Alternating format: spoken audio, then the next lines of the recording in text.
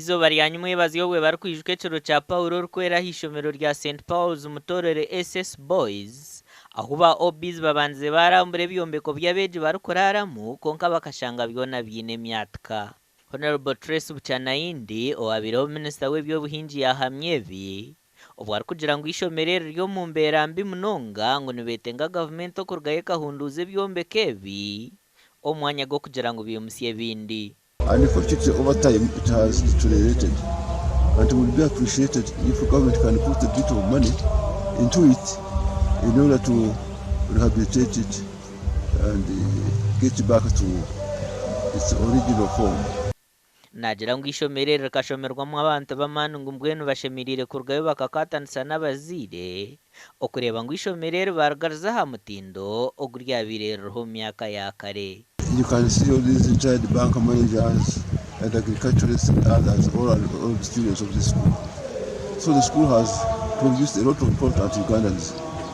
Hilary Singwa commissioner wa prisons zo mu Uganda kandi obi wishomereri nuwabira ryo mujenye mukora harunako rwa St. Pauls kandi ahumurize ba OBs hamwe n'abazire ngo nubaza kutaho buryo bwona barebe ngo ishomereri ryagaraka ha mutindo.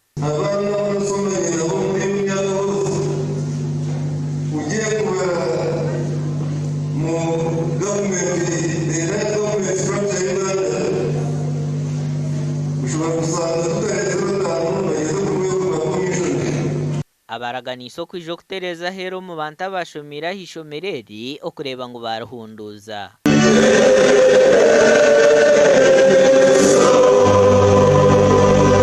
Asimira beja baroho bwa mbwenu ahabwe mce mirunje y'ibine. We are humbly requesting you to be where we stand.